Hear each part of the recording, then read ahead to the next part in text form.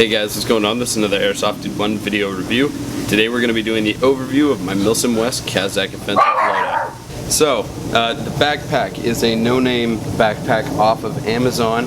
If you'd want to know more about it and where to get it and what it's called and all that, then go ahead and check the previous video that I uploaded on this backpack. It's a review. I'm going to take my rifle off and then I'm going to take my backpack off. The rifle that I'll be using is my KWA SR10 DMR. Currently it's shooting right at 500 feet per second. With a .2 I'm using .32 gram BBs and I can hit a target at roughly about 100 yards. So I've got the PEC box suppressor Prometheus barrel that leaves, or that goes to about right there, bipod, leaper, scope. Then I've got my P mags and KWA K120 mags, and that's the rifle. So taking the backpack off, unclip right there, unclip right here. So now you got my kit, pretty much starting off at the helmet, the base jump helmet. It's not the ballistic one, it's got the vent holes in the top. On my left side I've got a Surefire helmet light mounted on there. I didn't have time to order the mount because it was going to take another 2 weeks. I didn't have that amount of time, but I've got the one that has the red LEDs and then the white LEDs. And then if you look at the side here, let's see if it'll pick it up. This camera won't pick it up, it has an IR filter, but this is an IFF, or an infrared beacon pretty much. And then I have this zip tied onto a rail mount so that I can just slide it on and off if I need to use it as a hand light. I've got my GoPro wired to the back here. I have a pouch where I put a battery charger stick, and I've got like 4 of those. Then I've got a 32 gig memory card inside of this, and then so that's going to be my main footage. It comes down right here. It doesn't cut off my vision too much, so that's awesome. I've got my USA Canada patch on the top. I've got my blood type here, and then I've got Singer, my last name, on the back, and then the US flag. In my previous video about my 2 JPCs, I apologize for the flags being backwards. I wasn't paying attention to that, but make sure I do that from now on. Now my headset, these are the Z Tactical Swordens. Nothing special there except for the contour mount on the side, on my right side. So when I don't want to wear the helmet, I will still have an option to be recording, which is pretty cool. So that's just going to stay there. This isn't going to be my main camera. The GoPro is going to be my main camera because that takes better video. But this will be recording when that is not on me, because these will be on me all the time because they're wired into my headset. So that's what that is. This also has a 32 gig memory card in it, and I also have spare 32 gigs, so I'm going to have a lot of video. The only problem with the Contour is it can't constant charge like the GoPro can, so you lose battery length on that. So moving down, I've got my enlistment oath patch right here, and then the not legal in California patch from Endo, or everydaysnodayoff.com. Up in the top here, I've got my area maps. Right now this has a map of a hike that I went on recently, but I have the maps in the house. And then I also have a notepad and different colored pens and Sharpies up at the top. Then this Velcro closes it off, so it kind of extends the pouch up a little bit more. On my front here I have 3 KWA K120 mags. That's the main mags that I will be running, and then I've got the one in the gun, and then I've got 2 short mags on my belt, along with 2 buddy mags on the side here. So I do have enough mags here. On my front here I have a climbing carabiner with a roll of black tape on it. My comm setup is very interesting for this. I have 2 comm setups actually. I've got my main, which is my Baofeng UV5R radio right here. I'm not going to take that out because it's hard. Anyways, you turn it on. Channel mode. So that's wired into my push to talk right here. The reason for that being is that I like this option, one, because it allows other people that are not allowed to have radios know what the heck's going on, which I think is kind of important. Plus, I can rewire it and put it into my headset if the situation calls for being quiet. Then my secondary radio, I have a mid-land radio in here. That's for smaller communications for people that don't have the ham radio style. With the GMRS frequencies, I have these programmed to all of the frequencies for all the different platoons and all the squads and whatnot. On my front, like I said, again, I've got 2 zip ties. These are 3 feet long, so if I need to close a door or if I need to do something, I've got those there. Then I have an infrared chem light right here. Then moving down, like I said, this is a UV95 push to talk.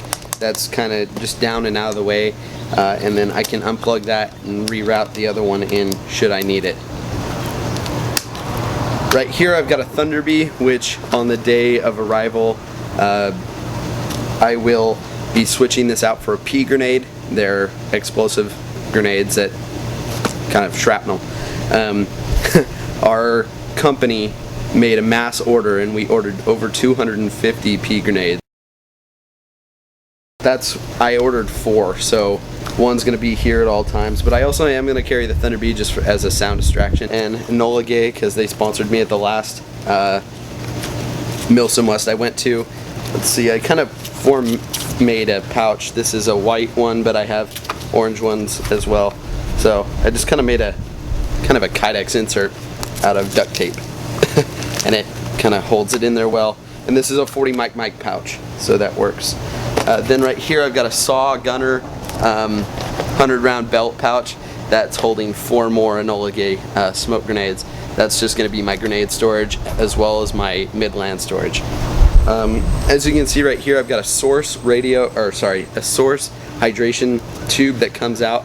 That's from the Tactical Assault Gear 50-ounce bladder holder on the back, and that routes through to right here.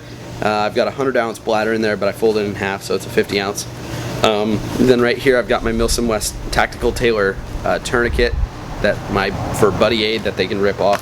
The orange tab right here underneath my Trident Airsoft, that's the crew that I'm running with.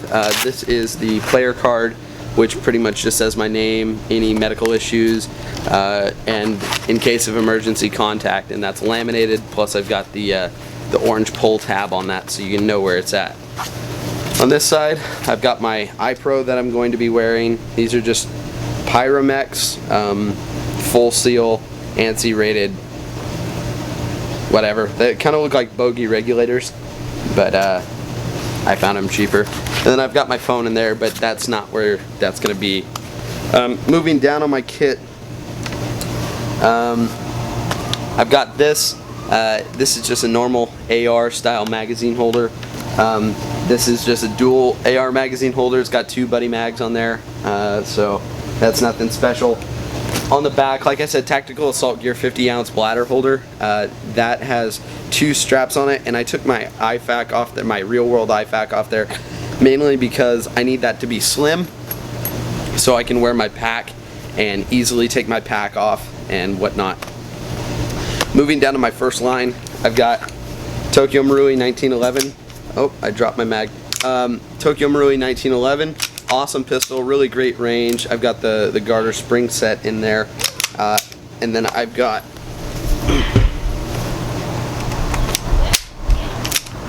the 50 round mag, as well as 2 standard mags right here, so I'm good on that. Reason I'm running a pistol at a Milsim West is because I'm a DMR, so I have a 100-foot engagement distance, so I need to be able to engage targets inside buildings at all times. So that's what that's there.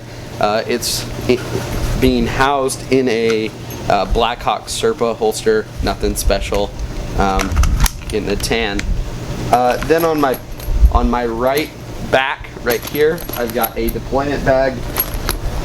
that just has one meal in it, some snacks, my non-essential stuff that I want to carry, or my more essential stuff but not the big stuff, so that I can carry it with me at all times. The belt, it's a no-name belt, but it has the quick detach claws, so I can take that off real quick. I'll show you that in a minute.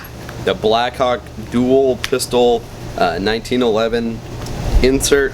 It's not a Kydex, but it's made out of the same material, but it's more of a screwed retention.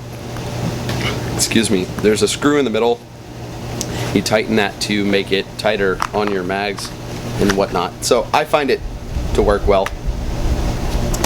Right here I've got my dump pouch underneath my Kydex.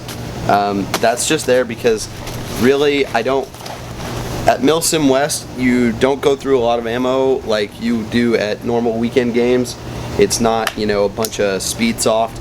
That's not how it is at all. When you get in contact, you know, they issue you 500 rounds. They give you 500 BBs, that's all. You can't take your own rounds, you can't sneak your own rounds in. That's cheating, and that's not well advised.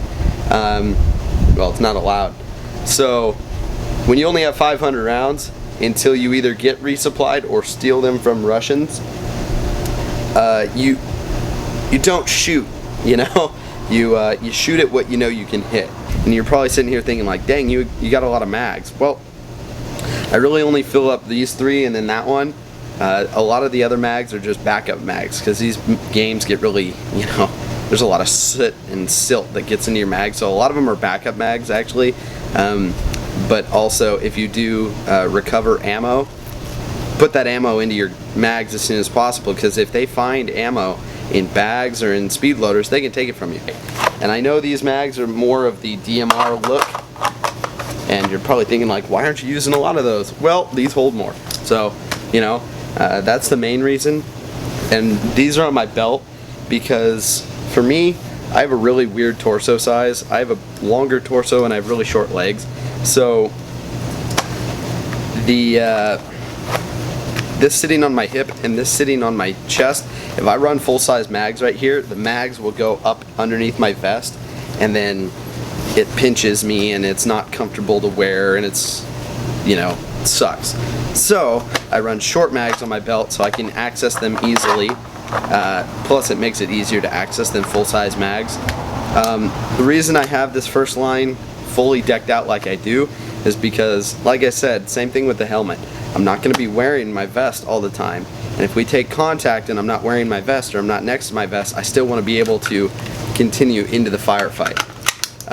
That being said, when I go to bed at night, I can take this off really easily, and there's everything. Plus, nothing here is wired into my headset, so I can drop this really quick if I need to all-out sprint or run. So that's what that is. So this is, I got it from AEX or Airsoft Extreme. So if you look through there and you look at their belts, you could probably find it. It's got the nice claw on it though. It's probably out of focus, but